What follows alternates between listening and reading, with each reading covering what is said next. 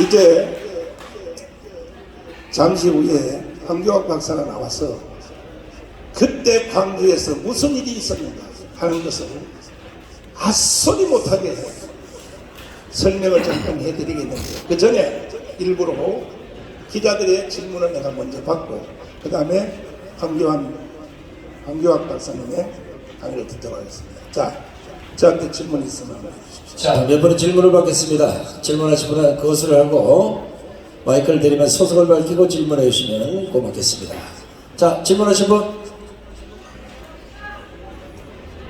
자, 기자분들 질문하신 분 없어요? 네.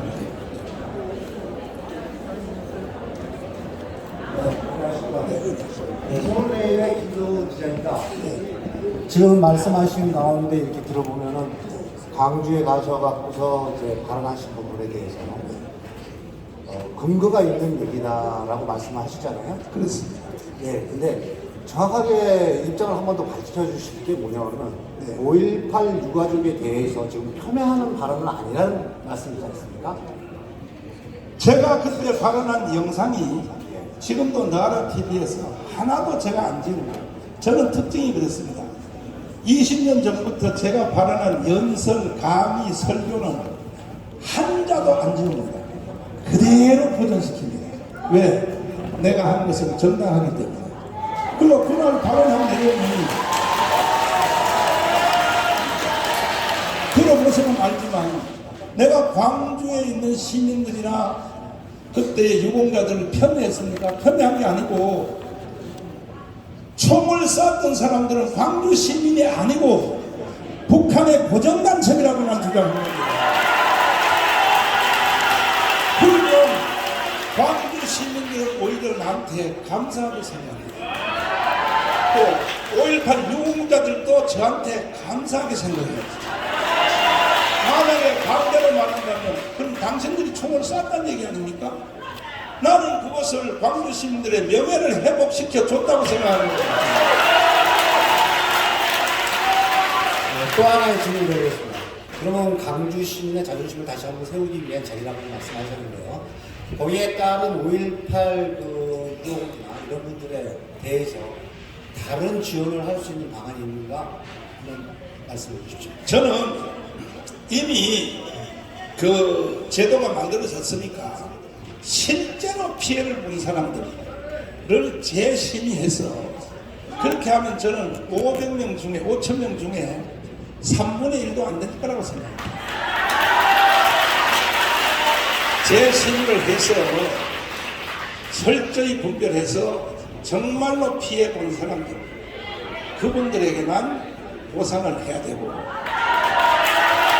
전체적인 이것은 어느 처에서 해야 됩니다. 6.25 전쟁 때 참여했던 사람들 보상하는 거, 또 제주도 4.3 사건에서 민간인 중에 정말 억울하게 희생된 사람, 그 수준에서 보상을 하고 끝을 내야지, 이걸 마치 광주를 무슨 특별한 사건으로 하는 것은 나는 온전치 않다고 생각합니다.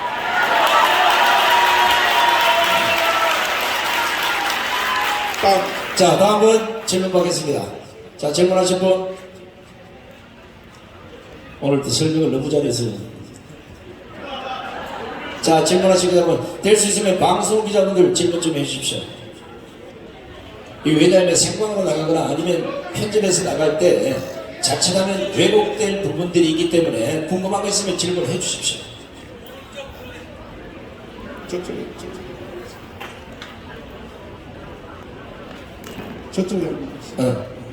자, 오른쪽에 이쪽에.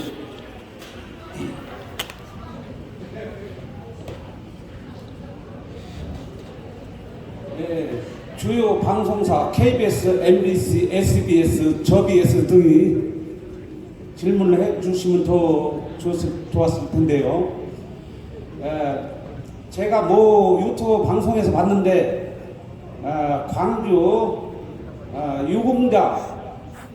유공자 명단을 중간중간 띄었다는 겁니다. 유공자 명단을. 왜 띄었을까요?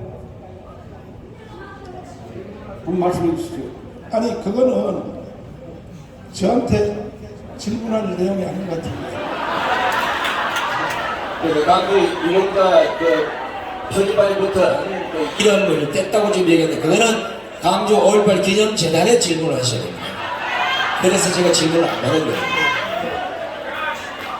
예. 자, 아직까지 일반 시민들은 5.18 이것이 폭동이냐 사태냐 민주화냐 여기에 넣고 갑론을박이 많은데 오늘 그 우리 정광훈 목사님 말씀을 들어보니까 상당히 이게 사태다 폭동이다 여기에 가까운 부분이 많은 것 같습니다. 그리고 분명히 북쪽에서 개입된 것 같습니다. 이러한 사실은 앞으로 정광훈 목사님이나 또 자유통일당에서 어떻게 투쟁하면서 5.18 명단을 까고 그리고 이것을 진짜 실질적인 광주 민주화 아니면 폭동 시민에 대한 그 피해 보상을 그쪽 사람들에게만 돌아가야 되는데 자 이상한 쪽 5천 명에 있는 사람들이 그 보상을 받는다는 것은 우리의 혈세가 너무나도 많이 낭비가 되는 것 같습니다. 그래서 첫 번째로는 목사님이 어떻게 투쟁할 것인가 이것하고 그 다음에 두 번째로는 또 질문이 하나 있는데 이 양산에 있는 문재인이하고는 조금 이게 지금 그 모든 기자회견이 일률적으로 A4 용지 없이 그냥 쫙쫙 밀고 나오시는데 그 모든 것이 5.18이면 5.18 정치적인 문제 이 모든 것을 그냥 한꺼번에 쭉쭉 밀고 나오는 그 힘, 그 동력이 어디서 나오는지 그것 한번 궁금합니다. 이거는 저의 노하우인데 이거 공개하면요 비싼 건데 제가 공개하겠습니다.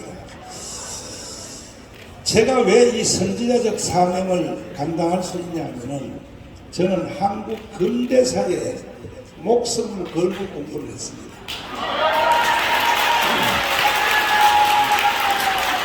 그러면 1945년 8월 6일 히로시마 원자탄이 터졌죠. 그리고 한반도는 두 가지 선택을 강요받았죠. 이승만과 살게 김일성과 살래. 그때 대한민국은 이승만 선택했어요. 북한은 김일성 선택했어요. 그리고 어떤 세상에 살고 싶으냐? 두 번째 선택. 자유민주주의, 자유시장경제, 한미동맹, 기독교 입국만에 살고 싶으냐? 이게 이승만의 4대 건국기둥입니다. 아니면 공산주의, 사회통제경제, 중국을 친구로 하는 조중동맹, 그리고 주사파 세상에 살고 싶으냐? 선택해봐라. 그때 대한민국은 대한민국을 선택했고 북한은 공산주의를 선택했습니다. 똑같이 75년을 살았더니 북한은 거지가 된 겁니다. 대한민국은 세계의 자랑스러운 10대 대국이 된 것입니다. 모든 게임은 끝난 것입니다. 그럼에도 불구하고 문재인 이 악당이 중심이 되어서 대한민국을 해체하고 북한의 영광제로 가자. 문재인이가 한 5년 동안 하는 그 일밖에 한 거 없습니다. 그러면 우리 여기 공중파 KBS, MBC, SBS 내가 감사드리는 것은 먼저 번에도 기자회견 할 때에 이 기자회견의 풀 영상을 그대로 다 올려주신 거에 대해서 감사를 드립니다. 오늘도 이 풀 영상을 짜집게 하지 말고 다 인터넷 뉴스에 올려주시기를 간곡히 부탁드립니다. 그러면 건국 후 75년 동안에 일어난 남한의 무장폭동, 그 다음에 또 극렬한 또 데모, 이거의 시작은 1946년 대구의 10월 1일 날 대구의 무장폭동으로부터 시작된 겁니다. 그러면 대구의 무장폭동이 그게 누가 주도했느냐?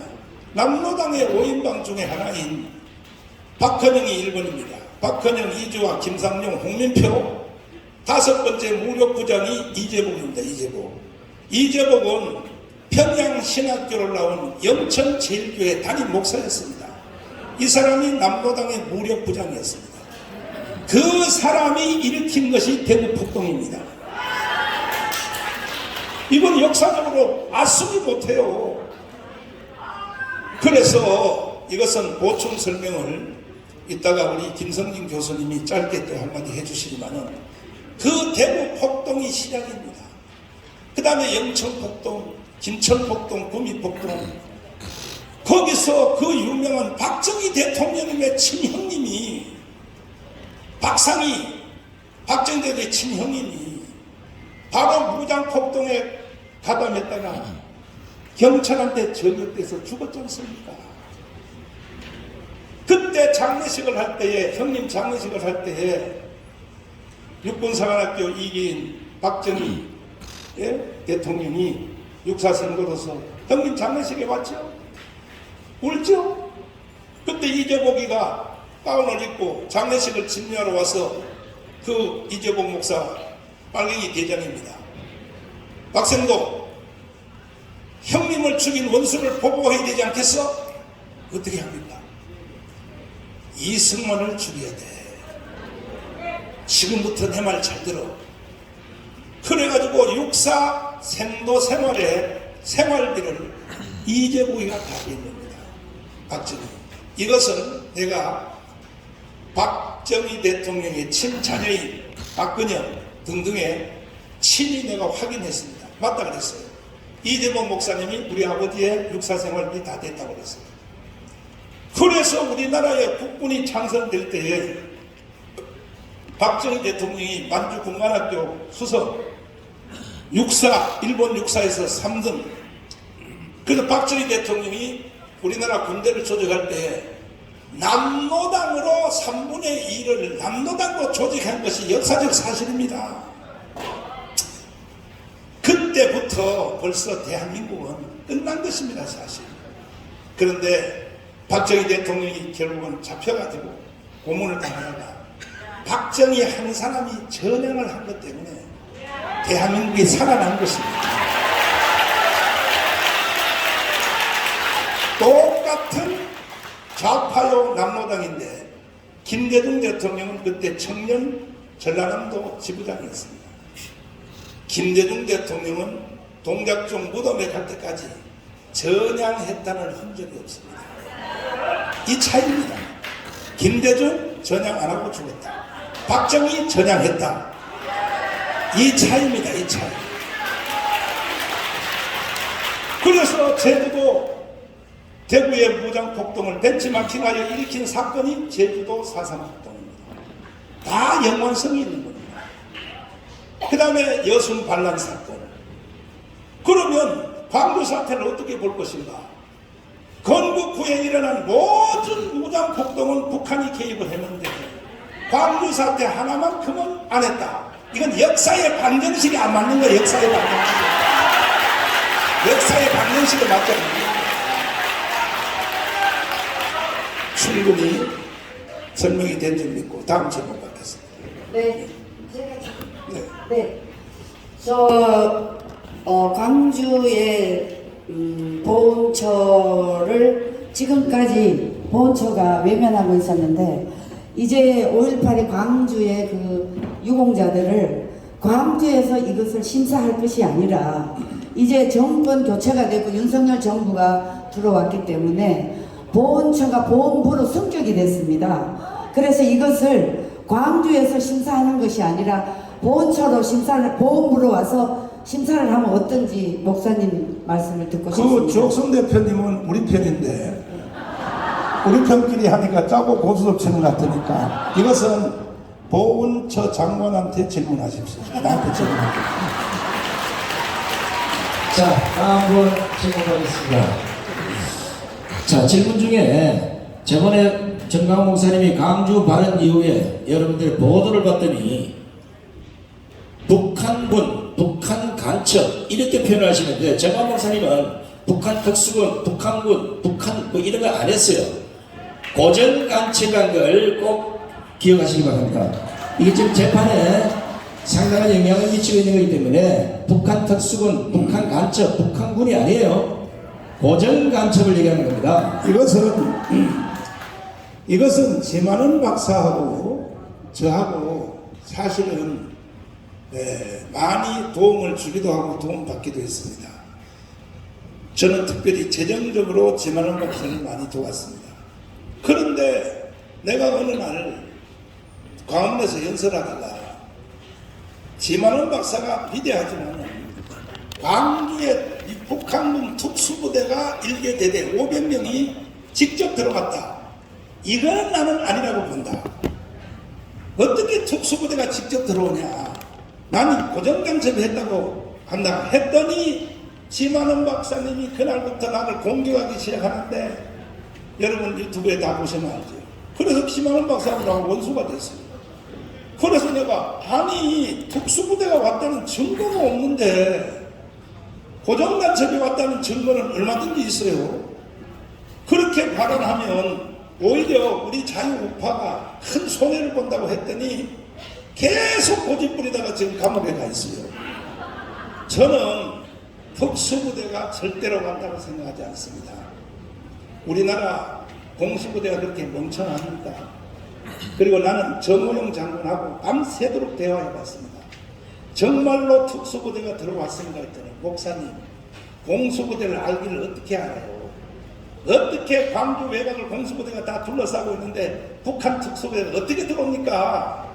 절대로 불가능합니다. 이건 미국 CIA도 다 그렇게 말하고 있습니다. 하고 추가로 나한테 하는 말이 그때의 오대산의 전파 감시소에서 나 이거 정보 공개 요청을 하려 합니다. 전파 감시소에서 광주하고 북한하고 교통을 하는 교신을 하는 전파 횟수가 5천 회선이 넘었다니까.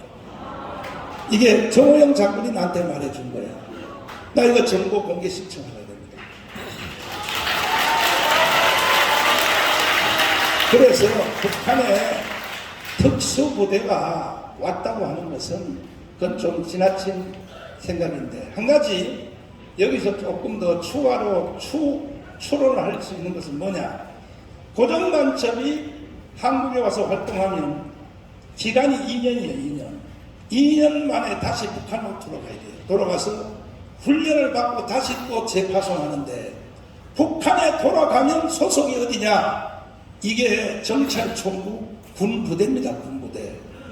그래서 고정간첩이 북한 군대라고 표현하는 사람들의 말도 어느 정도는 일리가 있는 거예요. 왜? 소속이 정찰총국이니까.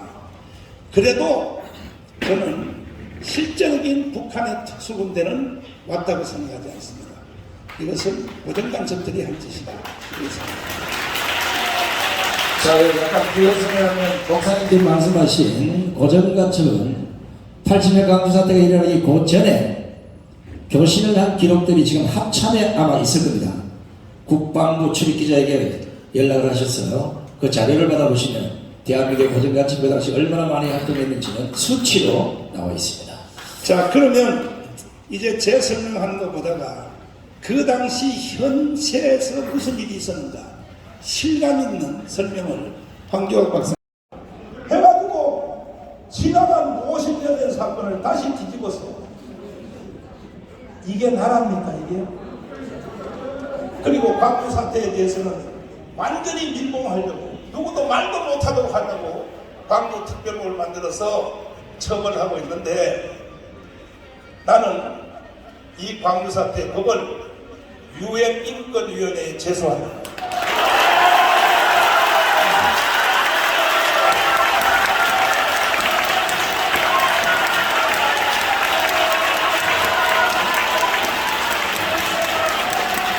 그렇게 정력당당하고 광주 사태가 민주화 운동이라면 왜 5천 명의 명단을 자랑스럽게 공개를 왜 못하죠?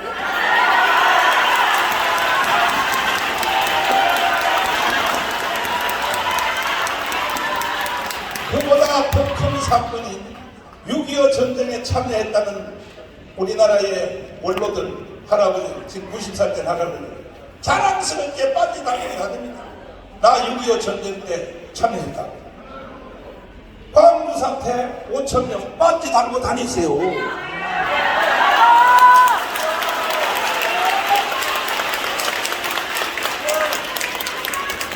뿐 아니라 이것은 이미 광주도 민심이 많이 돌아섰어요. 제가요, 부흥회 30년 하면서 광주 시내 부흥회만 내가 100교회를 드렸습니다. 100교회. 부흥회 갈 때마다 내가 점심 먹을 때 물어봐요. 광주 사태에 대해서. 물어보면 광주에 있는 특별히 기독교인 중심들은 다 광주 사태는 이건 왜곡됐다고 다 그렇게 말하는 겁니다.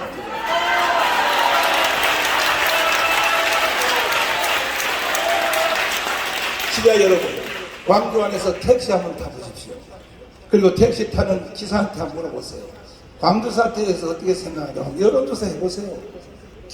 기사들이 뭐라는가? 이거는 크게 잘못된 겁니다.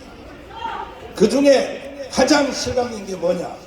어떻게 국가 시험을 볼 때에 광주 유공자들한테 자녀들에게 5점에서 10점 가산점수를 줘주면 이건 시험 보나만 합니다.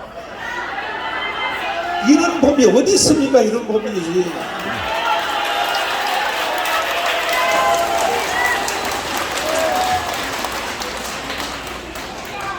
가짜로 보상받은 사람도 수없이 많은데, 그래서 저는 이참에 이번에 그 광주 사태에 관여해서 연금을 받고 돈 받고 혜택 받는 사람 중에 양심 선언을 하셔서 스스로 반납하기를.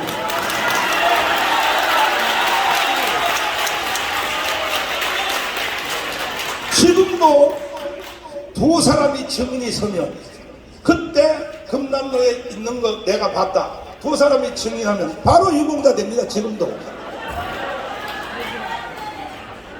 나도 누가 날 두 사람 증인 좀 서주세요. 나 그때 광주에 있는 거 봤다고 한번 해주십시오. 나도 유공자 좀 되게. 이런 법이 어디 있습니까 도대체. 나는 한 사람의 표본을 말하려고 합니다. 이건 실명을 거론해서 죄송하지만 지금 충청북도 도지사를 하고 계신 김영환 의원, 이분은 원래 더불어민주당에서 국회의원을 3번 했고 안산 지역입니다. 그런데 그분이 지금 돌아서서 국민의힘 정당으로 와서 충청도에 북도에 도지사를 하고 있습니다. 이유가 뭔지 압니까? 아니 자기는 광주 사태에 아무 관계도 없는데 광주 사태 연금을 받으러 오라 하니까, 그래서 자기는 정치인으로 양심의 가책이 생겨서 반납했다는 거지.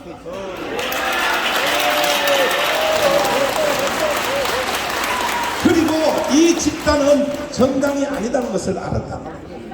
그래서 지금 돌아와서 국민의힘 정당 소속의 충청북도 도시사를 하고 있지 않습니까? 근데 이런 분들이 한두 명이겠습니까?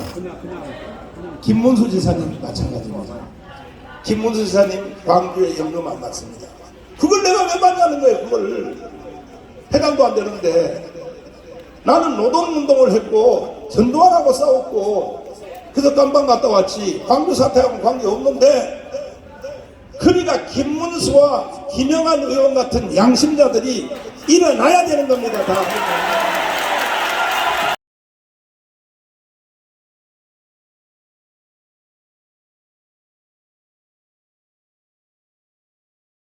보시면 여러분, 이거는 꼭 해결하고 지나가야 되는 문제라고 생각합니다. 박수로 올립니다.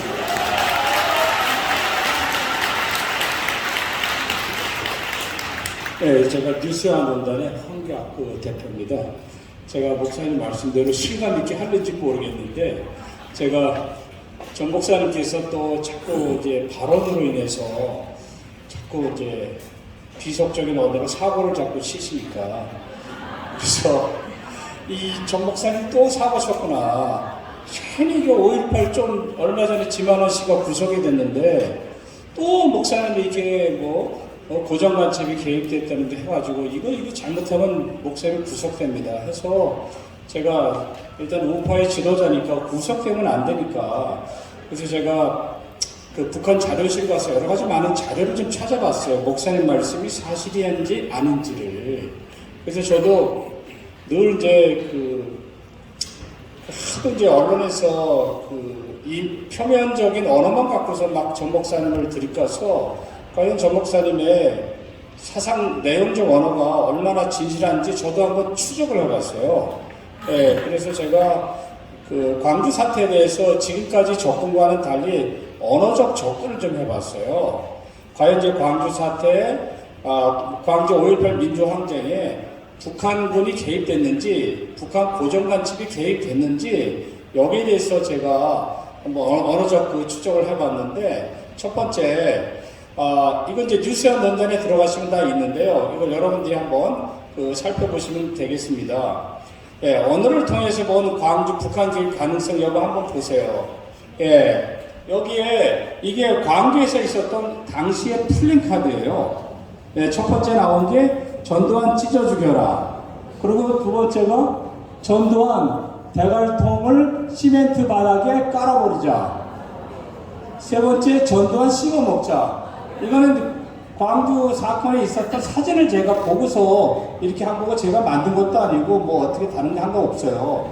그래가지고 이거 지금 재밌다 해서 이 북한 언론에는 좀 이게 어떻게 나왔나, 과연 북한 사람들이 이런 용어를 쓰는가 해서 제가 북한 노동신문을 추적을 해봤어요. 여기 한번 보세요.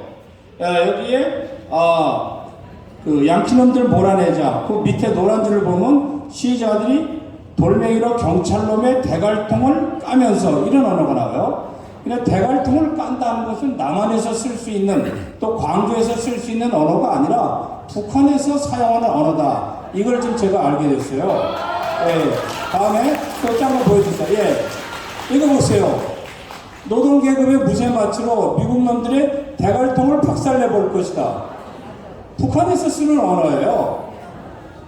예, 또 다른 것 좀 보여주세요. 야, 이거 영상 좀 틀어주세요, 이거요. 예, 영상, 예.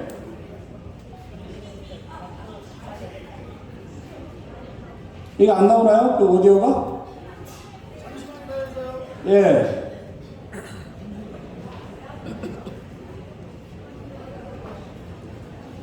이 아나운서가 하면서, 예. 동계군의 무쇠 마취로 미국 놈들의 대갈통을 박살내버릴 것이다. 예. 이게 일반 아나운서도 쓸 정도면 굉장히 북한에서는 노멀한 일반적인 언어예요. 우리나라 말로는 뭐 늘 정 목사님이 잘하지만 이 개자식, 이 개새끼, 이 정도 언어밖에 안 되는 거니까. 예, 다음에 뭐예요? 여기 조선의 언들이요. 여기 보세요. 노동계급의 무쇠 마취로 미국 놈들의 대갈통을 박살내릴 것이다. 또 올려보세요. 예, 정신병자의 대갈통을 무쇠주먹으로 박살내겠다. 이건 이제 트럼프 주고 한 거죠. 다음에, 예, 다음에 찢어 죽이자. 전두환을 찢어 죽이자는 게 현수막에 걸려 있었잖아요. 그 당시에 버스에 태우고 갔거든요. 자, 그러면 북한에 여기 뭐잖아요. 전두환 찢어 죽이자. 다음에요.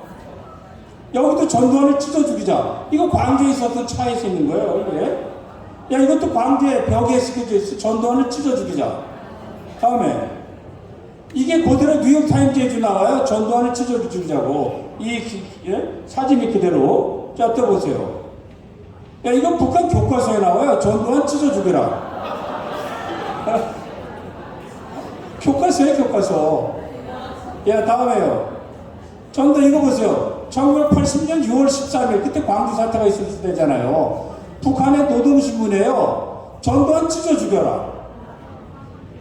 전두환뿐만 아니라 노태우도 보세요. 1987년 11월 16일 살인마와 노태우는 대통령 자격이 없다. 노태우를 찢어 죽여라. 얘네는 하여튼 찢어 죽이는 게 저기예요. 자, 노태우뿐만 아니라 이명박 역도를 찢어 죽여라. 이것들이 북한에서 사용하는 거예요. 그러니까 이런 플랜카드가 광주에서 있었다는 것을 제가 얘기를 하는 거예요. 제가 없는 걸 만들어낸 게 아니라, 자, 탈북자들 보세요. 이제 조금, 자, 민족 반역자이며 인간 쓰레기인 탈북자를 찢어 죽여라. 그래서 내가 박상학 씨한테 북한 가면 단지 찢어 죽으니까 가지 말라고 그랬어요, 내가. 예, 다음에. 자, 이거 봐요. 전두환 씹어먹자. 이게 차예요. 제가 그래서, 자, 밑에 보세요. 이거는 1964년 9월 20일 날 노동신문에서 쓰는 용어예요. 말레이자를 씹어 없애버리자. 근데 제가 북한에서 탈북한 탈북자들한테 물어봤더니 그냥 보통 이 씹어 먹자 찢어버리고 보통 욕이래요 그냥. 그래서 이거를 제가 너아라 TV도 그렇고 제가 그 사람제일께서 인터뷰한 것을 너아라 TV에서 유튜브에 올렸더니 전부 다 삭제해버렸어요. 저도 로타임즈라는 유튜브에다 올렸더니 아예 경고를 받아버렸어요. 일주일. 왜 경고 받았냐면은 북한적이라는 것도 있겠지만은 욕이 너무나도 거치니까 유튜브에 올라갈 수가 없는 거예요. 근데 북한에서는 이게 노멀한 욕이에요. 예. 그래서 제가 이 언어를 통해서 봤고, 두 번째. 광주에 많은 삐라들이 뿌려졌어요. 이 삐라를 통해서 한번 볼게요. 예, 삐라 좀 보여주세요. 예, 여기요. 자, 보세요. 이게 1980년 5월 21일, 거기 광주 항쟁이 있었을 때잖아요. 그때 뿌려진 삐라예요. 자, 전남 민족통일을 위한 국민연합회 민주청년 민주구국총연합연맹에서 뭐라고 하냐면은, 자, 애국시민이여 손에는 돌, 몽둥이면 몽둥이를 들고 일어서라. 애국근로자여 손에는 닥치는 대로 공구를 들고 일어서라. 여기 이 공구를 들고 일어서면서 이 사람들이 나중에 낫과 도끼를 들고 있었습니다. 자, 애국농민이요. 애국농민을 제가 이게 구글에서 쳐봤어요. 검색에다 그냥 끼워 넣었어. 근데 이게 전부 다 북한 자료에서만 애국농민이라는 말이 나와요. 북한 영상과 북한 노동신문에서 전부 다 한번 보여주죠. 예, 여기 보세요. 광주에서 새망둥이 식칼 망치 등으로 무장한 시자들 도경찰과 포위. 그러니까 광주에서는 삐라로 애국 농민들이요, 그 공구를 들어라. 북한에서는 새몽둥이 식칼 망치 이걸로 무장한 시위들. 그러니까 북한과 광주가 계속 연결이 됐던 거예요 그 당시에. 자, 다음에 보세요. 애국 농민 보죠. 자, 그냥 구글에서 애국 농민을 넣었어요. 자, 그러니까 뭐예요? 전부 다 유튜브가 애국 농민이 되자. 옥돌이 애국 농민이 일가. 예, 저 밑에. 자, 이거 보세요. 애국미 헌납운동. 자, 동영상, 애국 농민과 애국미. 밑에 보세요. 자, 우리 민족끼리에도 신성리의 애국 농민. 애국 농민이 되자. 애국 농민은 어떤 사람인가? 애국 농민과 애국미. 자, 밑에 또 보세요. 자, 이거 북한에서 나온 영상에 애국 농민이 되자. 그 밑에. 자, 애국농민과 애국미, 그 밑에. 노동신문에, 이게 최근 거예요, 최근 거. 2023년 4월 28일. 거기도 보세요. 좀 밑에. 예, 여기 봐요. 전부 다 애국농민이라는 용어를 쓰고 있어요.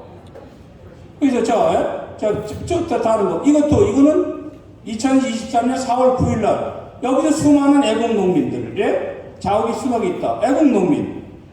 그러니까, 똑같은 거 이게 광주에 뿌려진 그 뿌이라와 북한에서 노동신문과 이게 연결이 되는 거예요, 이게. 일관성이 있는 거예요. 그래서 전 목사님 말씀대로 고정 간첩이든지 자산 간첩이든지 간첩이 들어갈 확률이 굉장히 큰 거예요. 다음에. 이거 보세요. 아니, 광주 사람들이 도끼를 드냐고. 이게 광주 차례니까. 도끼 든 거, 도끼잖아요. 도끼 가리는 저 있잖아요. 다음에 또 나보세요. 자, KBS에서 찍힌 거, 그럼 도끼가 보이잖아요.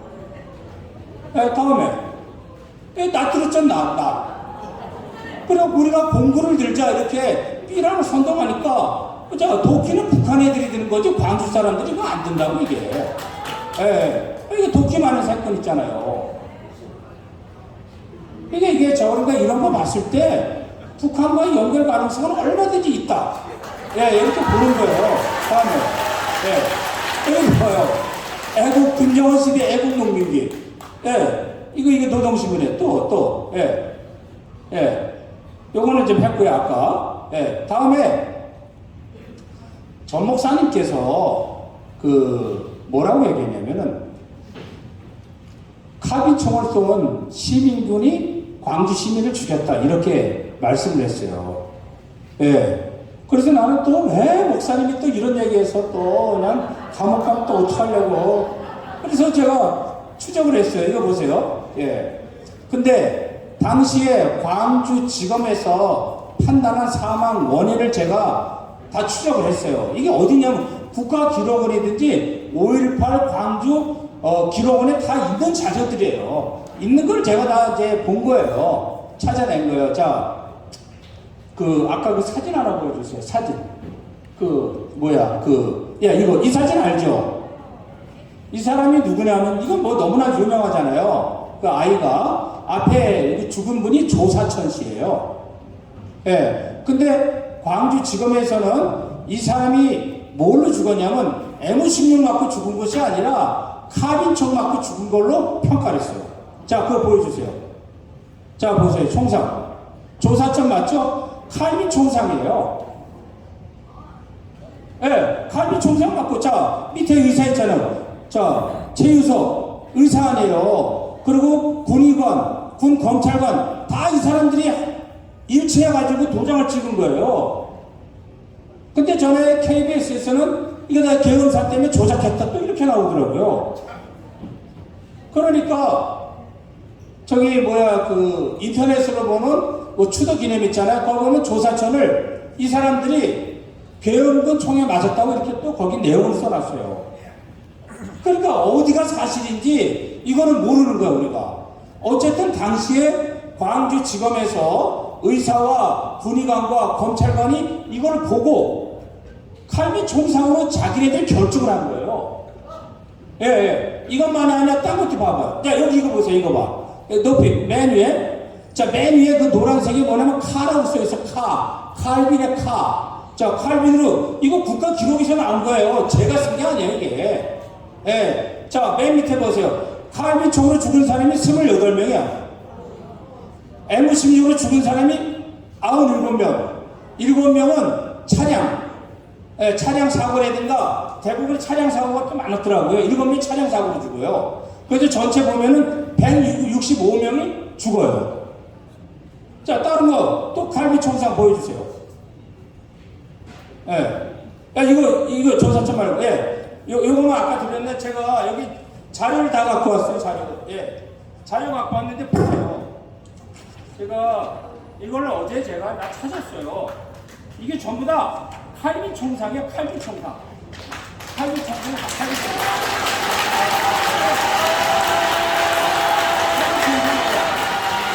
여기 보면은 예, 광주지방검찰청 최유석, 예? 그리고 군검찰관 중위 나종태, 군의관 대위 박승일, 경찰관 경사 주영군 이들이 입회 하에서 이걸 한 거란 말이에요. 네.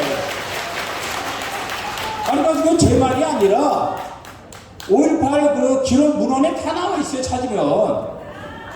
그리고 자, 보세요. 당시 또 이제 제가 전 목사님 말을 저는 입증하기 위해서 온 거지, 제 얘기를 전하려고 온 게 아니에요. 예. 예, 예. 아, 감옥 가면 안 되니까, 전 목사님. 예. 자, 보세요. 당시 이것도 하나, 이거 문건 띄워주세요. 이거는 내외경제연구관 오기무 씨가 쓴 글이에요. 이것도 기록관에 나와요. 자, 보세요. 뭐라고 나왔어요?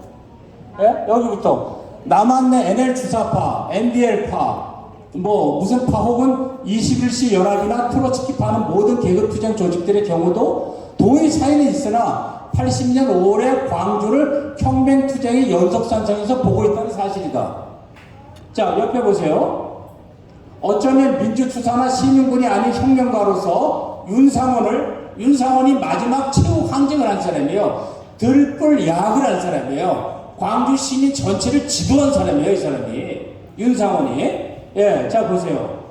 자, 혁명가로서 윤상원을 평가한 박노해나 남한내 공산주의자들의 주장이 맞는다면 제2의 80년 광주를 꿈꾸는 혁명가들은 오늘도 윤상원이 그랬던 것처럼 역사나 경제 이런 문해학습을 빙자한 혁명가를 양성하는지도 모른다. 그래서 진실은 꼭 밝혀져야 된다. 광주의 진실을 규명은 이제라도 국문 몫이다. 자, 또 하나 제가 읽어드릴게요. 여러분 박노해 씨 알죠? 박노해. 그 유명한 노동운동가 있잖아요. 그 노가 노동이고 해가 해방의 약자야. 그래서 박노해예요. 박노해. 윤상원에 대해서 1989년 노동 월간지에 쓴 글이 있어요. 제가 시를 하나 좀 읽어주려고. 박노해 이 노동 해방 운동가가 어떤 시를 썼는지 보세요. 윤상원의 상호는 장렬하게 죽어갔다. 광주 무장 봉기를 이끌며 민중 권력 탈취의 신들린 화신으로 80년대 남한혁명의 찬란한 새벽별이 되어 민중의 가슴속에 타오르는 혁명의 불꽃으로 민중 봉기의 한가운데서 30살의 장엄한 목숨을 거두다. 1980년 5월 27일 4시 40분경. 예. 이게 제가 여기 굉장히 아주 그냥 이 박노해 씨가 글을 길게 썼어요. 제가 다 읽어드릴 수도 없는데 요거 하나만 읽어드렸고, 박노해 씨는 윤상을 어떻게 보냐면은 변증법적 계급 투쟁을 실천하는 사람입니다. 이렇게 보고 있어요. 그러면 우리가 잘 아는 공산군들이 이렇게 하는 거예요. 그래서 아니 그 기록에 나온 게 제 얘기가 아니라 그래서 들불 야학이 그 여기 이 내용에 보면은 들불 야학이 이 학생들을 이게 놓고 이제 광주 사태가 발생하기 전에 들불 야학을 했어요. 여기 꽤 한 수백 명이 있어요. 여기에서 무기고 탈취 공작을 해요. 그래서 어쩌면은 고정 간첩 아니면은 자생 간첩들이 무기고를 탈취했을 가능성이 많다. 이렇게 합니다. 이상입니다. 자, 한 가지만 딱 보여드릴게요. 아까 그 조사천 씨라고 사진 좀 보여주세요. 이게 5.18 국민의 분노를 자극했던 5월의 꼬마상주라는, 이거 아마 보던 언론 기자들은 잘 알고 있을 거예요. 이 사진 속에 있는 어른이 조사천 씨입니다. 이분이 분명히 카이빈 총상을 입었다고 되어 있습니다. 한번 보세요. 자, 카이빈 총상 되어 있죠? 자, 당시 공수부대는 M16을 들고 있었습니다. 시민군들이 카이빈 소총을 들고 있었는데 이게 바뀝니다. 5.18 기념재단 사망자 타임라인에 들어가서 지금 확인할 수 있어요. 이 카이빈 총상 앞에 카이빈이라는 이름이 빠집니다. 보여주세요. 자, 조사점 맞죠? 위로 올려보세요. 자, 여기 사망 장소, 그 밑에 보세요. 사망 원인, 총상이죠? 카이빈을 왜 뺏겼습니까? 조사천 씨만 아니라 지금 현재 사망자 5.18 기념재단 타임라인에 카이빈이라는 이름이 사라지고 있다는 사실, 기자분들께서는 꼭 추적해 보시기 바랍니다. 카이빈 총은 공수부대가 된 게 아닙니다. 자, 정강 목사님이 이렇게 건대 역사를 계속 설파하는 이유는, 지금 대한민국에 비뚤어진 건대 역사는 역사학자들이 나서서 밝혀야 되는 겁니다. 안 밝히니까 정강 목사님 얘기하고 있는 겁니다. 5.18이 아니라 4.3, 여순, 제주 뭐 할 것 없이 전체가 현대 역사가 왜곡되는 것, 우리 부산대학 교수님이시죠, 우리 김성진 교수님이 나중에 설명해 줄 텐데.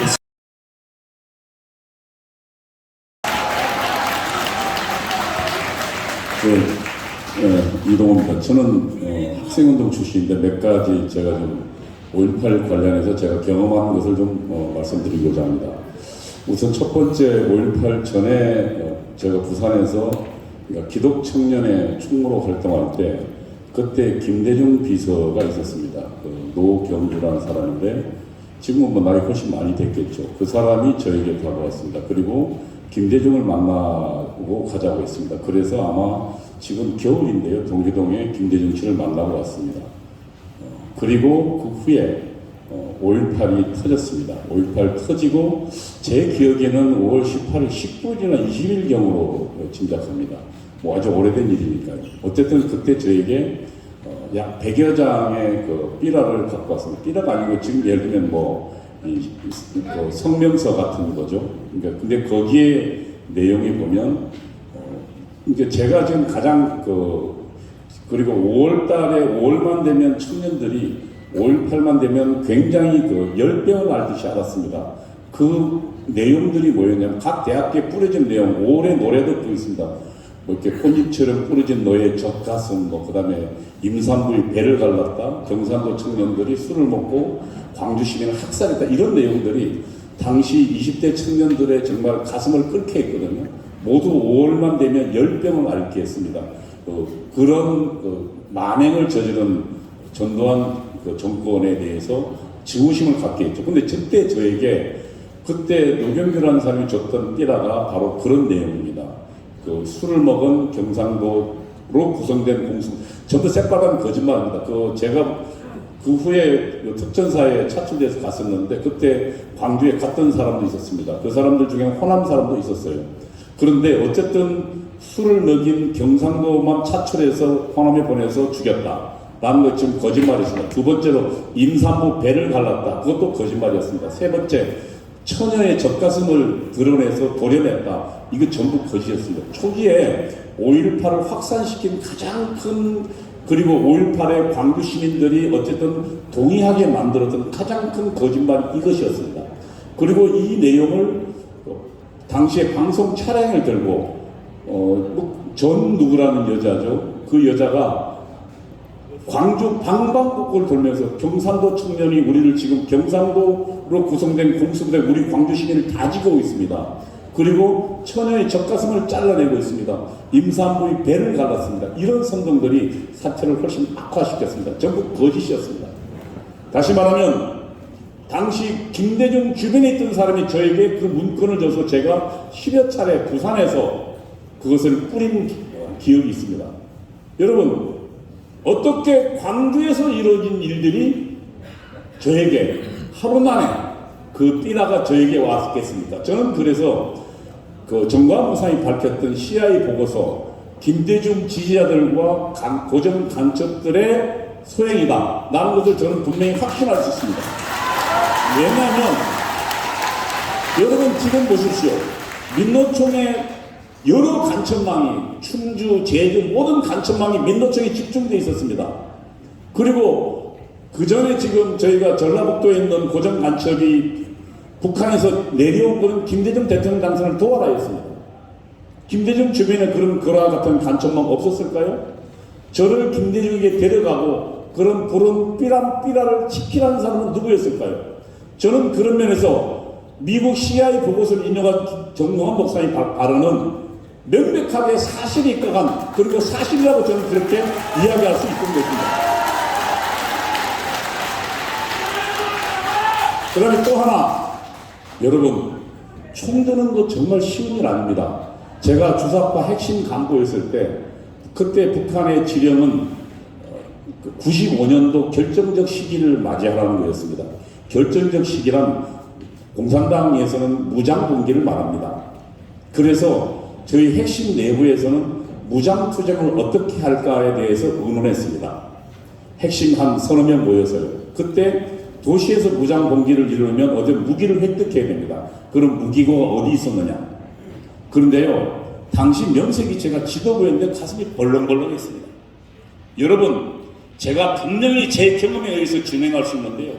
당시 광주에서요, 광주 5.18이 터진 지 이틀 만에 4시간 만에 광주 전역에 47군데인가요?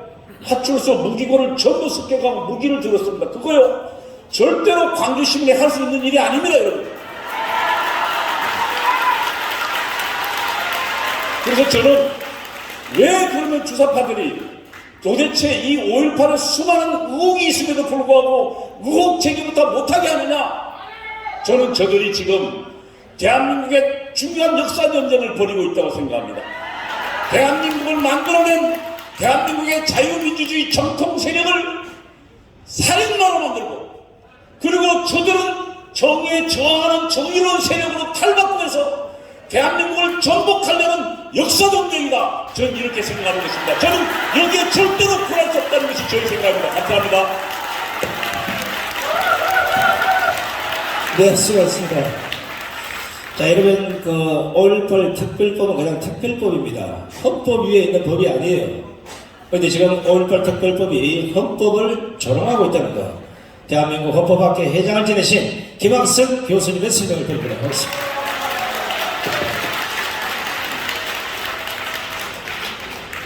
대한민국의 성령 아닌 성욕이 5.18입니다. 우리 문재인 정권은 2021년 6월 달에 5.18 왜곡 금지 조항을 두어서 모든 5.18에 대해서 발언을 하지 못하게 하고 있는 것이죠. 그것에 대해서 잠깐 헌법학자로서 말씀을 올리겠습니다.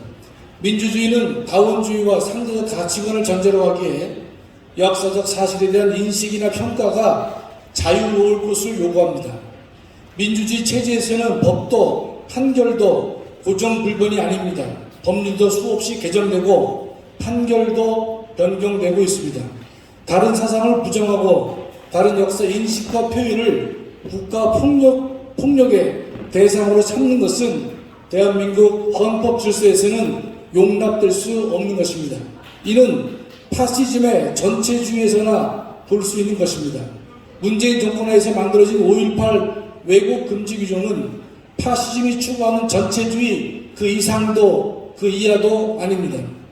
고위공직자 인사청문회장에서 역사적 사실에 대한 인식을 묻는 경우가 종종 있습니다. 5.16이 쿠데타인지 2010년 천안함 격침을 누가 했는지 등을 질문하고 있습니다. 이 경우 후보자의 역사 인식은 고위공직자를 평가하는 사항에 불과한 것이지 그의 역사적 인식이나 발언을 가지고 처벌하지 않습니다. 2021년 중앙선관위위원으로 국회에서 선출된 조성대는 인사청문회장에서 천안함 폭침을 부정하고 북한의 도발로 보지 않은 사람입니다. 그러나 문재인과 민주당은 조성대가 헌법기관의 공직을 맡는데 하자가 없다고 했습니다. 처벌은커녕 고위공직자 자격이 있다는 것입니다. 역사적 인식과 해석은 법에서 일률적으로 규정할 수 없습니다.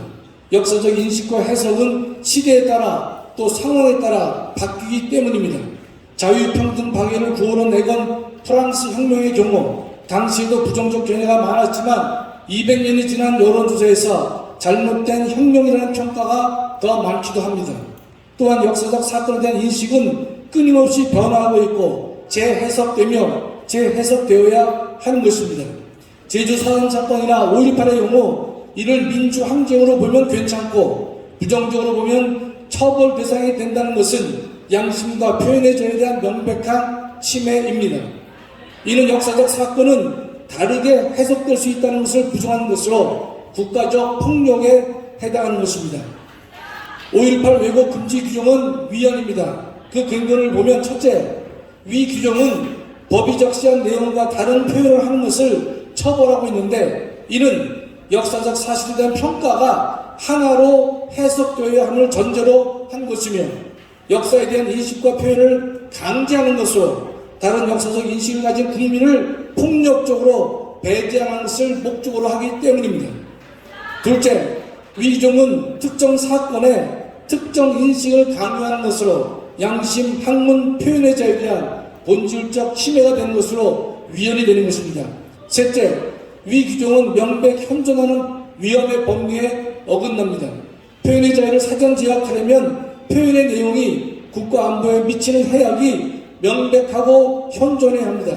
이러한 명백 현존의 위헌 법리는 법원과 헌법재판소의 확고한 입장이기도 합니다. 그래서 국가보안법도 자유민주주의사와 국가안보에 직접적으로 위협하는 수준이 아닌 한 김정은에 대한 찬양도 허용하고 있는 상황이기도 합니다. 그런데 5.18에 대한 역사적 인식은 명백 현존하는 위험이 없음에도 이를 처벌 대상으로 규정하고 있습니다. 그래서 위헌인 것입니다. 넷째, 위 규정은 적용에 있어 평등의 원칙에 위배될 소지가 매우 큽니다. 5.18을 민주주의 확립 과정에서 펼쳐진 민주화 운동이라고 보는 것은 처벌되지 않습니다. 더 나아가 5.18을 계급투쟁과 혁명투쟁으로 보거나 미국에 대한 반제투쟁으로 보는 북한의 입장을 대변해도 왜곡으로 보지 않습니다. 그러나 5.18은 순수한 민주화 운동으로 보기 어렵고 북한의 개입이 있었다고 보는 인식만 처벌하겠다는 것입니다. 또한 광주 사건에서 1000명이 학살되었다는 허위 주장은 용납됩니다. 그러나 광주 사건에 북한이 개입되었다는 가능성이 있는 의혹에 대해서는 역사 왜곡이라고 하면서 관련자에 대한 명예훼손으로 처벌 대상이 된다고 합니다. 명백한 평등 위반이 되는 것입니다. 허위사실 유포와 관련하여 지적할 사항이 하나 있습니다. 문재인 대통령은 두 차례 걸쳐 헬리콥터로 기관총 사격을 했다고 주장해 왔습니다. 대통령의 발언 자체가 허위 사실로 확인될 수도 있는 사안인 것입니다. 만일 헬리콥터로 기관총을 사격했다는 사실이 밝혀지지 않는 한 문재인부터 허위 사실 유포로 처벌 대상이 되어야 할 것입니다. 이보다 더 큰 허위 사실 유포는 없기 때문인 것입니다. 그러나 동법의 취지는 기관총을 사격했다는 허위 사실의 유포는 처벌 대상이 아닌 것 같고 오히려 기관총 사격을 안 했다는 것만을 처벌 대상으로 보는 것 같습니다. 결론입니다. 5.18 왜곡금지법은 역사 인식과 표현을 처벌 대상으로 삼겠다는 것으로 법과 다른 개인의 역사 인식을 처벌 대상으로 삼겠다는 것입니다. 개인의 역사 인식을 처벌 대상으로 삼겠다는 것은 자유에 대한 유린이요 국가의 사상적 강제로서 우리 헌법상 결코 용납될 수 없는 것입니다. 전동원 목사님은 지난 4월 광주에서 5.18 관련 주장을 하셨습니다. 아무도 말하지 않고 금기시되어 있는 사안을 말씀하셨습니다. 전 목사님의 용기와 소신에 대해서 칭찬을 못할지언정 처벌해야 한다고 세상은 떠들고 있습니다. 이것이 세계 10대 강국이며 선진국이라고 하는 대한민국의 자산이라니 슬프지 않을 수가 없는 것입니다. 거짓이 판치는 세상에서 진리는 말하는 것이, 거짓이 판치는 세상에서는 진리를 말하는 것이 곧 혁명인 것입니다. 감사합니다. 네, 김학생 교수님 수고하셨습니다. 이제 우리 김학생 교수님이 헌법재판소의 위헌법률 심판 제청을 하리라 기대를 해봅니다. 자, 다시 한번 강조합니다. 북한 특수군이나 북한군이 왔다고 얘기한 적 없어요. 제가 보도를 보겠지만 북한 고정간첩이라고 분명히 말씀드립니다. 자, 1부를 여기서 정리하고 다음 2부는 국민의힘과 우리 시국 관련된 정광훈 목사님의 입장 발표를 직접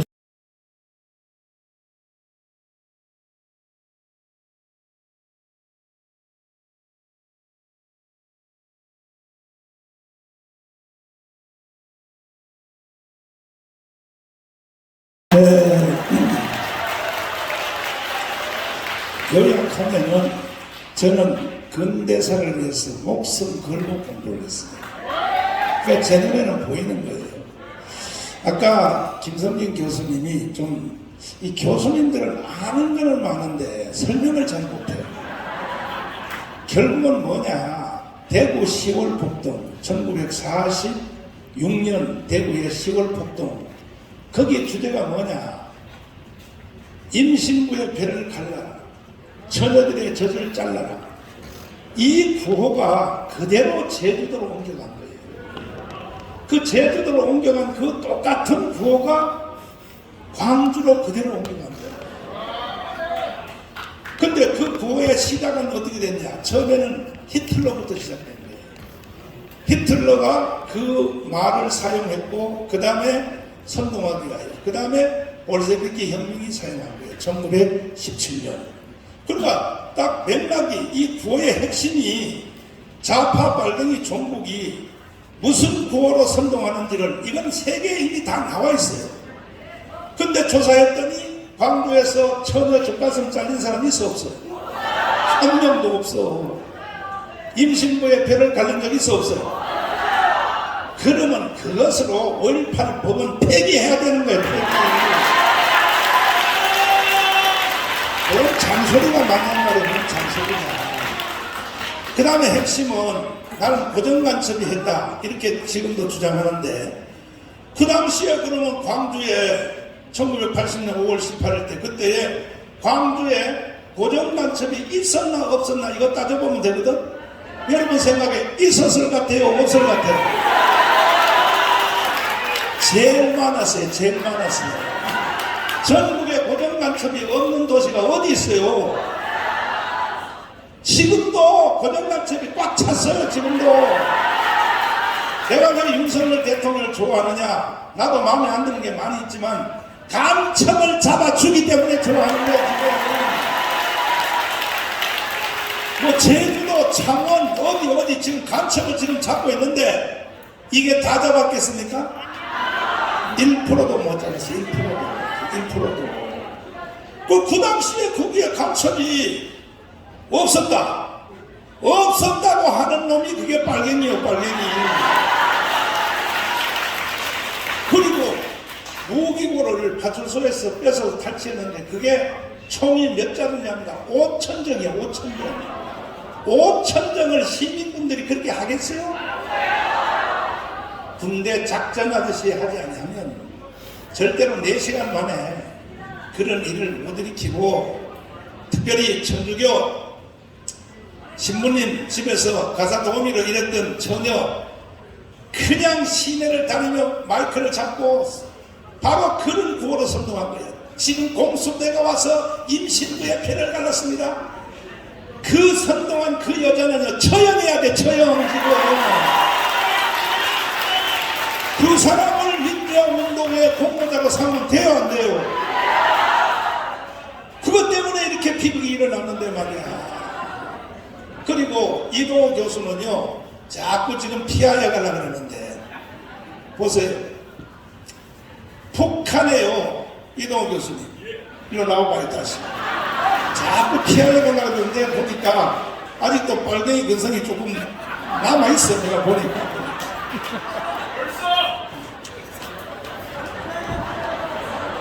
교수님. 예. 연세대학교 나왔죠? 예. 지하서클에 들어갔죠? 아니, 그렇죠. 지금 현재 있는 한창 전성계 일하는 무상호 이런 사람들 다 가르친 사람이죠. 제가 지도책이었어요. 지도책이죠. 그러면 북한의 단파 방송을 들었어요? 들었죠. 들었죠. 그럼요. 그런데 묻겠습니다. 북한의 단파 방송을 듣고 실행하는 사람은 좌파요, 간첩이요? 그래서 이놈이 간첩이라니까요. 그 말을 하려고 그러는 거예요. 근데 본인이 자꾸 좌파 운동만 했다고 그래. 단파 방송을 듣고 시행하는 사람은 다시 말해, 간첩이요, 좌파요? 그때 김대중 씨도 김대중 바로 옆에 비서가 단파 방송을 녹취한 것을 그렇지. 매일 전해주는 비서가 있었어요. 그 김대중 씨한테. 예, 김대중. 그럼 김대중도 같이 내용 알고 있었어요. 저랑 만날 때 그렇지. 북한 한민전을 이렇게 이야기한다. 그렇지. 그래서 우리는 요만큼 가자 이렇게 서로. 그러면 북한의 단파 방송을 듣고 시행했던 사람들이 숫자가 몇 명 정도 됩니까? 당시 뭐 학생운동 핵심들은 다 그랬죠. 다 그랬지. 그러면 그게 다 간첩인 거야. 그렇죠. 아니, 내 말이 틀렸어요? 북한의 단파 방송을 듣고 한국에서 시행하는 사람은 좌파예요, 간첩이에요? 그런데 무슨 놈의 광주에 고정간첩이 없었다고 정강훈을 처벌하겠다고. 그리고 설명 보세요. 자, 이거 여러분 잘 들어야 돼요. 이제 잠시 후에 내 장gen동 목사님 모실 텐데 잘 들어보라고요. 설령 광주에 고정간첩이 없었다고 치자.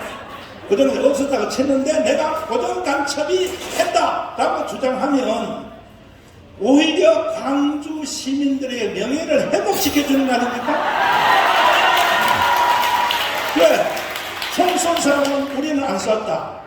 우리는 안 쐈는데 모르겠다 누가 쐈는지.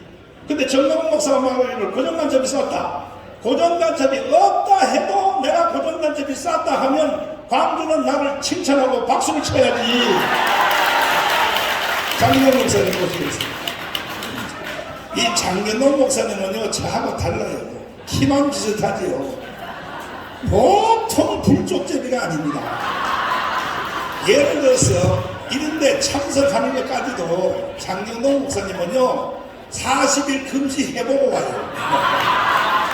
이게 가는 것이 하나님 뜻인 거 아닌가. 아주 섬세한 분입니다. 지금 내가 네. 큰 사고를 쳐가지고 네. 또 대한민국이 막 시끄럽게 됐는데 네. 나는 이참에 이건 정돈하지 않고는 절대로 대한민국에 희망이 없다. 그렇게 생각합니다. 어떻게 생각해요? 저는 항상 뭐든지 주제가 나오면 일단 네 박자로 만들어 보는데요. 잘한 것이 잘 되면 1등이죠. 실수하고 못한 것이 잘 되면 2등입니다. 근데 잘한 것이 잘못되면 3등이고요. 못한 것이 잘못되면 4등인데 이거는 좀 더 지켜봐야 되는데, 이제 저는 목사입니다. 그냥 목사. 저는 얘기해도 설교고, 뭐, 강의해도 설교고, 다 설교인데, 우리나라 말 중에 다르고 다르다는 말이 있습니다. 이게 영어로도 그게 표현이 되는지 모르겠는데, 참 좋은 말입니다. 팔은 암으로 굽는다. 참 좋은 말입니다. 그런데 제가 안타까운 게 뭐냐면, 아무리 내가 언론에서 이 얘기를 해도 팔이 안으로 굽는 것까지는 옳지만 아닌 건 아니다라고 할 수 있어야 된다고 생각해요. 네, 아무리 팔이 안으로 굽어도 부러지면 안 되잖아요. 네, 아닌 건 아니다라고 얘기해야 되는데, 내가 잘해서 잘 되죠. 내가 잘못해서 잘못되죠. 그런데 이게 꼭 그렇지 않은 수가 있어요.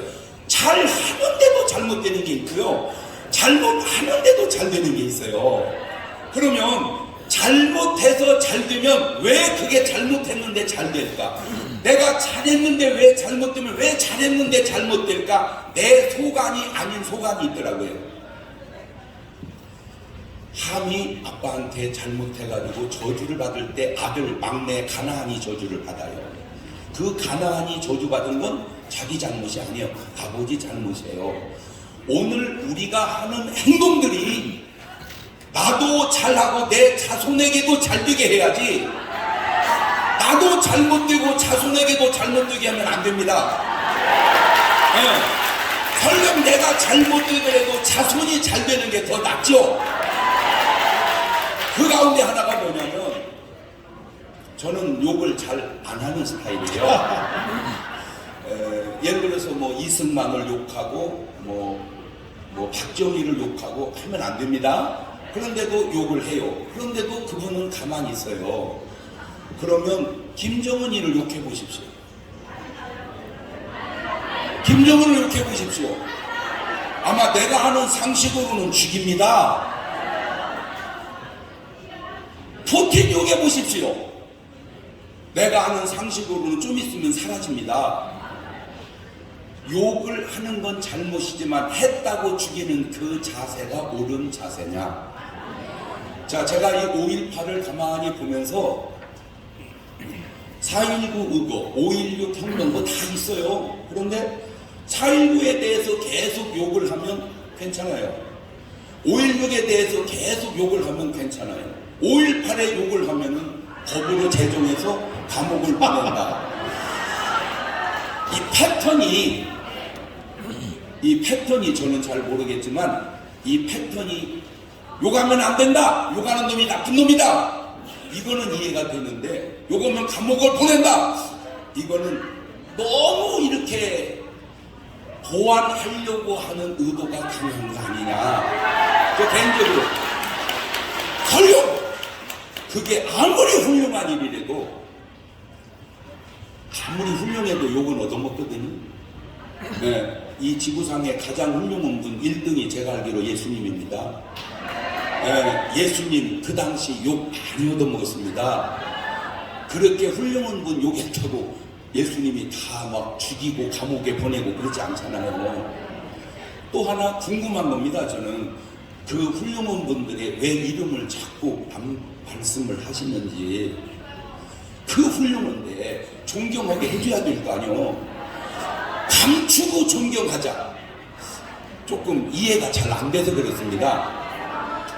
자, 언론에 이 조사하시는 분들에게 제가 양심적으로 묻고 싶어서 그렇습니다. 이렇게 조사를 하면 저도 이렇게 와요, 전화가. 그럼 막 얘기하다 보면 끊어요. 네, 왜 계속 하다가 끊냐고요. 계속 가야 될 거 아니에요, 조사가. 그 말은 제가 추측컨대 조사 수위 조절을 하는 것은 아닌지 다 모르지만 조사한 당신은 알 거 아니오. 그분에게 내가 해주고 싶은 말이요. 내가 조사를 하지만 이 조사가 객관적인지 의도성이 있는지, 의도성까지는 이해가 하는데 이거는 아니다 그러면 아니다라고 얘기해 주는 것이 내 삶이 불편하든 편안하든 좋고 나중에도 좋아지지, 우선 잘 살겠다고 그렇게 가면 하나님은 다 아시거든요. CCTV가 지금은 하도 많아서 뭐 거의 피하고 다니기 어려울 것 같아요. 어딘가는 찍혀 있거든요. 이거를 더 많이 만들어서 CCTV로 다 잡아내게 하자. 그러니까 개인적인 생활에 침범을 받으니까 그렇게 하면 안 된다라고 의견을 내는 분이 계시더라고요. 물론 뭐 일리가 있어. 근데 제가 또 궁금한 거는 그 개인적인 사생활이 알면은 안 되는 뭐길래 찍지 말라고 그럴까?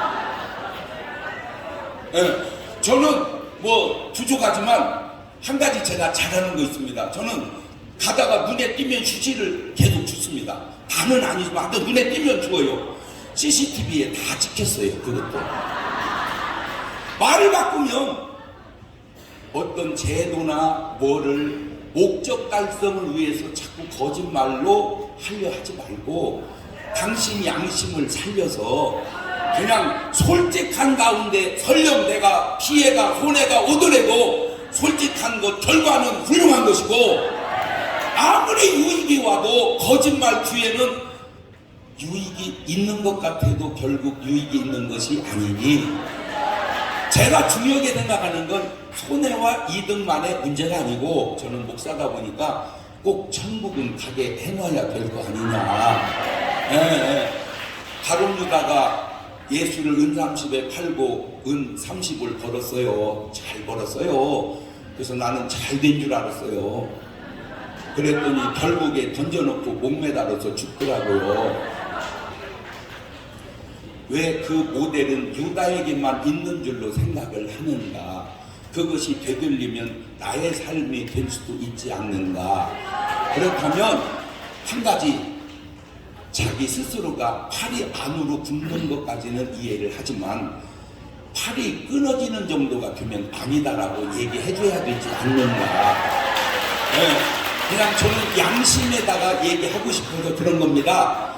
조사를 하시든 뭐 언론을 하시든 안으로 굽는 것까지는 괜찮지만 이거는 아니다고 하면서 계속 하신다면 그거는 당신 자신도 나중에 후손도 좋지 않은 게 하나님이 사울 왕을 통해서 아말렉을 멸하라고 그러더라고요. 그러니까 어떤 분은 그러더라고. 하나님이 사랑해 하나님이 말이요 멸하라고 하면 되냐고. 물론 그 말도 일리가 있는 것 같지만 400~500년 전에 아말렉이 이스라엘을 쳐들어와요. 그때 모세가 손을 들면 이기고 내리면 지다가 손을 들어 아론과 뿔이 받쳐서 전쟁을 이깁니다. 끝난 줄 알았어요. 400~500년 지난 다음에 하나님이 그걸 심판하시더라고요. 지금 제가 얘기를 듣고 보니까 참 진실은 다 밝혀지는구나. 어쩌면 저렇게 똑똑할까? 여러분 거짓으로 훌륭해졌다고 훌륭해진 거 아닙니다. 왜곡으로 나빠졌다고 나빠진 거 아닙니다. 하나님은 아세요. 한 가지 사람 의식에서 하나님 의식으로 한번 살아보십시오. 저는 이 얘기를 꼭 김정은 위원장한테 해주고 싶어요. 나만 생각하지 말고 주민들도 한번 생각을 해봐라. 민주주의에서 살찌고 빠지는 건 괜찮아. 자기 취향이니까. 공산주의에서 살찌고 빠지는 건 안 됩니다. 왜? 편협돼 있다는 증거잖아요. 같이 찌고 같이 빠져야지. 한쪽만 찌면 여기서야 자기 능력으로 찐 거니까 괜찮지만 그쪽은 자기 능력이 이상한 능력이잖아요. 나 하나 내려놓으면 2,500만 1억 인구가 편안하고 세계가 편안한 것을 내 자리 하나 지키겠다고 그렇게 하는 그 행동이 과연 진짜 훌륭하고 아름다운 일인가? 그 미사일을 동해바다에다 쏘놓으니 그거 만들지 말고 그냥 고기 사서 국민들 먹입시다. 왜 그런 얘기는 한마디도 안 하는지 나는 그것이 궁금해서 그래. 왜 그런 얘기를 한마디도 안 하냐고. 얘기해야 될 거 아니에요. 또 내가 여기 나온 김에 또 얘기하고 싶어요. 저 홍콩에 사태가 났을 때 뉴스로 계속 다뤘습니다. 지금도 막 외국의 뉴스로 다룹니다. 광화문에 나는 수를 못 세겠어요. 도저히.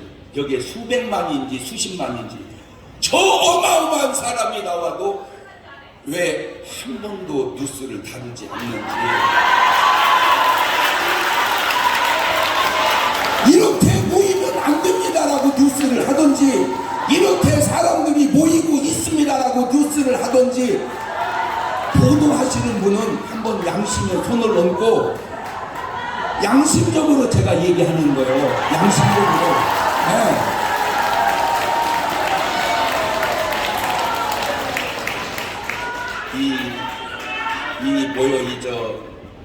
내가 직장을 무난하게 하고 그냥 먹고 사는데 무난하게 하고 그것도 중요하지만 그게 과연 하나님이 보실 때 너 잘하고 있다, 그것도 굉장히 중요한 거거든요. 마지막으로 한 얘기만 할게요. 지구상에 살고 간 사람 가운데 제일 훌륭한 분이 예수님이라고 그랬죠. 부처님도 훌륭하지만 부처님은 죽은 사람 살렸다는 얘기가 없습니다. 예수님은 죽은 사람도 살렸습니다. 공자님 훌륭하지만 38년 된 병자 고쳤다는 얘기 없습니다. 예수님은 38년 된 병자를 고쳤습니다. 소크라테스 훌륭하지만 귀신 쫓아냈다는 얘기 없습니다. 예수님은 그것 됐습니다. 이 세 분이 훌륭하니까 제자들이 다 있어요. 그래서 물은 질문이 있습니다. 스승님, 사람이 살다 죽으면 어떻게 돼요? 세 분이 공통적으로 한 말입니다. 야, 이 사람아, 사람이 살아서 일도 다 모르는데 죽은 다음에 뭔 일이 있을지 어떻게 알겠냐? 그런데 예수님만 답이 달라요. 주님, 사람이 살다 죽으면 어떻게 돼요? 이들 마음에 근심하지 마라. 하나님을 믿으니 또 나를 믿으라. 내 아버지 집에 구할 곳이 많도다. 예수님만 답이 달라요. 그러니까 뭔 얘기하려고 하냐면, 왜 사람 말은 그렇게 들으면서 하나님 말씀은 안 듣냐? 왜 거짓말은 그렇게 들으면서 진실은 왜 안 듣냐? 그거를 가정으로 가져올게요. 야, 한잔 하러 가자. 그러면 갑니다. 야, 한판 치자. 그러면 갑니다. 심지어는 나와 여관에 가서 자게 갑니다. 다 갑니다. 그런데 야, 교회 가자. 안 갑니다. 왜 못된 데는 다 따라가는데 좋은 데는 안 가냐? 그걸 알아냈어요. 그걸 내가 알아냈어요. 굉장히 중요한 얘기입니다. 왜 남자들은 마누라 말은 안 듣고 술집 여자 말은 그렇게 잘 듣냐? 왜 여자들은 신랑 말은 안 듣고 제비 말은 그렇게 잘 듣냐? 알아냈어요! 내가 썩었기 때문입니다. 교회당과 술 자시고 춤추는 곳이 다른 게 뭔지 아세요? 교회당은 화납니다. 창문이 많고 불을 켭니다. 왜? 알아도 너 왔구나, 너 왔구나. 그런데 춤추고 술 자시고 춤추는 데는 애호간이 가는 사람이 몇이나 있겠습니까?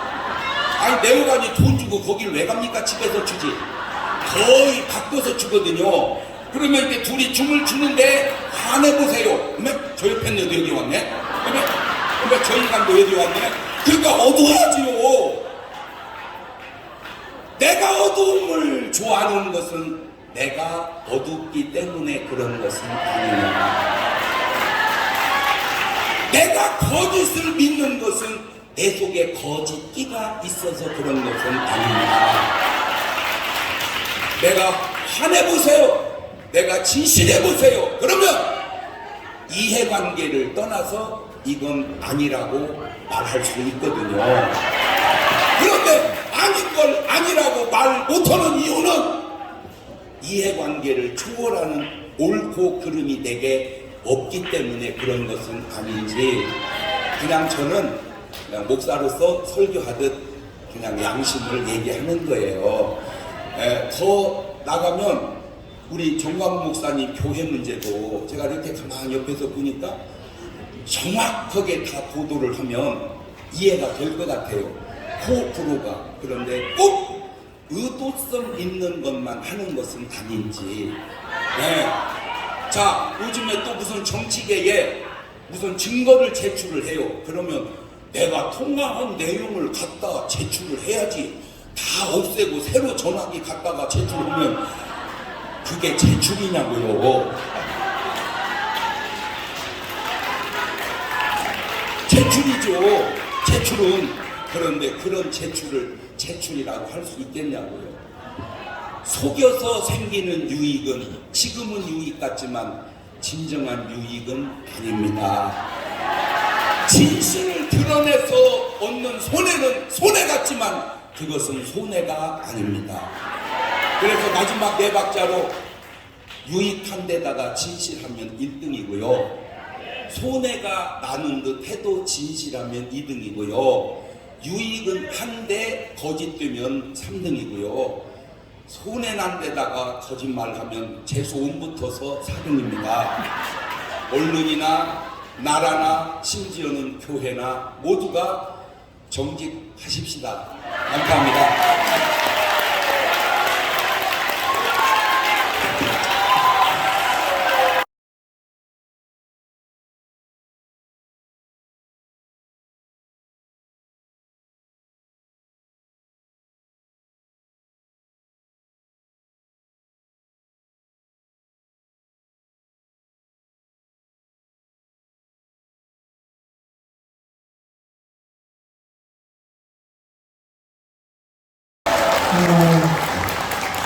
우리 자유마을이라고 하는 것은 쉽게 말해서 이 모든 밑에까지 사상적으로나 모든 것이 잘못되어져 뻘거져 있는 하부 조직까지를 새롭게 개혁하기 위해 일어난 순수한 국민 시민운동입니다. 이 자유라고 하는 의미는 우리가 진리만이 모든 거짓을 이길 수 있습니다. 제가 옆에서 전 목사님을 모시고 있으면서 보면 이분이 때로는 거친 말을 하지만 거짓말을 안 한다는 것입니다. 언제나 바르게 나라가 세워지기를 원해서 외쳤던 말인데 분명히 그 속에 담겨있는 이면 속에 있는 것은 전혀 핵심 얘기는 이 펜을 가지고 있는 기자분들이 안 다룬다는 거예요. 이게 펜이라고 하는 힘이 사람을 죽이기도 하고 살리기도 하고 이것이 나라의 흥망성쇠를 좌우하거든요. 이 기자분들의 그 글이 얼마나 위대합니까? 그런데 보니까 표면적으로 나타나는 아주 좋지 않은 것들만 끄집어내고 이면적인 핵심적인 내용은 들춰내질 않더라는 거예요. 그래서 이제부터 이 자유마을을 통해서 밑에서부터 다른 진리로 세상을 깨워야 되겠다. 거짓된 것을 바로잡아야 되겠다. 정치가 거짓되고 시민운동하는 사람들이 거짓되고 그리고 언론이 거짓되고 이런 것을 보면서 바르게 잡자 했더니 국민들이 다 깨어나서 3,506개의 읍면동이 새로 조직을 하려고 싸워서 걱정이지 엄청난 조직을 이루고 있습니다. 네. 박수하겠습니다.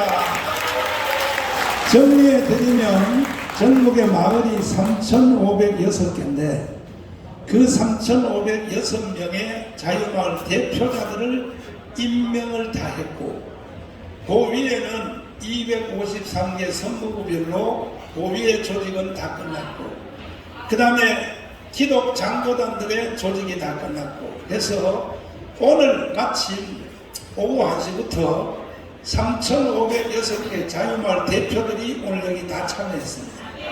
1시부터 교육하려고 오늘 여기에 소집을 한 것입니다. 뭔 교육하느냐? 여름 휴가 전까지 주한미군 철수하면 찬성이냐 반대냐 이거 서명을 각 마을별로 5,000명 이상씩 서명을 받으면 1,800만이 됩니다. 3,506개가 5,000명씩 서명을 받으면 1,800만 됩니다. 그 다음에 강화문의 안보단체가 서명을 하면 2,000만 명의 서명을 받을 수 있습니다. 그래서 최소한 2천만 명이 하나가 돼야 우리가 자유통일을 할 수 있다 해서 우리는 이 운동을 계속 진행할 것이고 이것이 곧 200석이 가는 밑거름이 될 것입니다. 자, 그러면 우리 1시부터 또 국수 드시고 이제 1시부터 교육을 시작할 텐데 뒤에 와 계시는 3,506개 자유마을 대표님들에게 한번 우리 기자님들에게 보여드리기 위해서 한번 물어보겠습니다. 각 마을당 5,000명씩 서명 받을 수 있어요? 확실해요? 진짜요? 확실하시면 일어나서 두 손 들고 만세. 존경하는 국민 여러분, 우리를 보고 희망을 가지십시오. 그리고 100개 언론사 여러분, 이게 대한민국의 희망입니다. 누가 대한민국을 바로 세우겠습니까? 긴 시간 동안 이렇게 참여해 주셔서 감사를 드리고 개인적으로 또 궁금한 거 있으시면 우리 언론 특보들한테 언제든지 연락해 주시면 저희들이 자세히 설명해 드릴 테니까 일방적으로 긁는 일은 없으시길 바랍니다. 네. 자, 우리 사회자. 네. 자, 긴 시간 수고하신 제가 목사님께 감사의 박수를 보내주시기 바랍니다.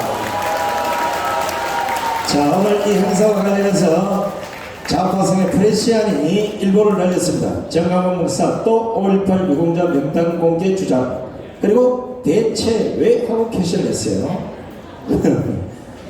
기자가 공부를 안 하니까 이런 기사를 쓰는 거예요.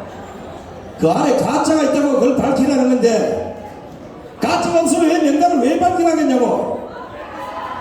아니, 나도 30년간 언론밥을 먹었지만 요새 기자들 보면 진짜 한장하게 서들어서 이런 얘기를 하면 지금 당장 강으로 쫓아가서 그 명단 안에 진짜는 몇 명이고 가짜는 몇 명인지 이걸 취재를 해봐야 될 거 아니냐고.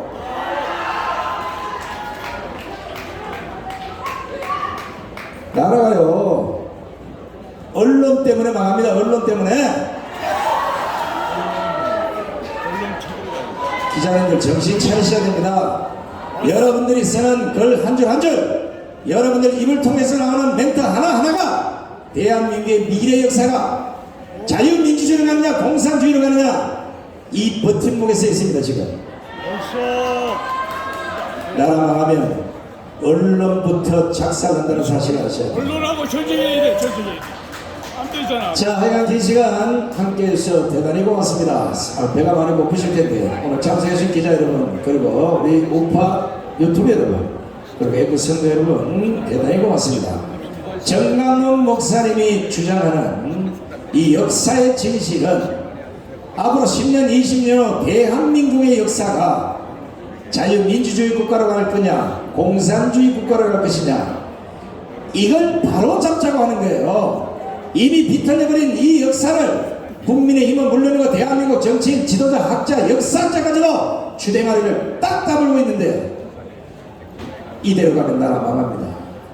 점심 식사 맛있게 하시기 바랍니다.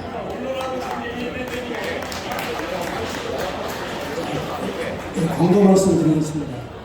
이 명단 들으시면서 그 기자분들 그리고 언론사 그리고 유튜브들 혹시 이 명단 작성 안 하신 분 손 한번 들어봐 주세요. 작성 안 하신 분 제가 숫자 파악을 해야 되구나. 네, 알았습니다. 그분들 나한테 개인적으로 와주셔야 됩니다. 그리고 지금 끝나시는 대로 지금 인원이 많이 혼잡하기 때문에 그 뒤쪽에 제일 뒤쪽에 보면은 그 테이블이 하나 마련됐습니다. 그쪽으로 잠깐 들리다 가시고요.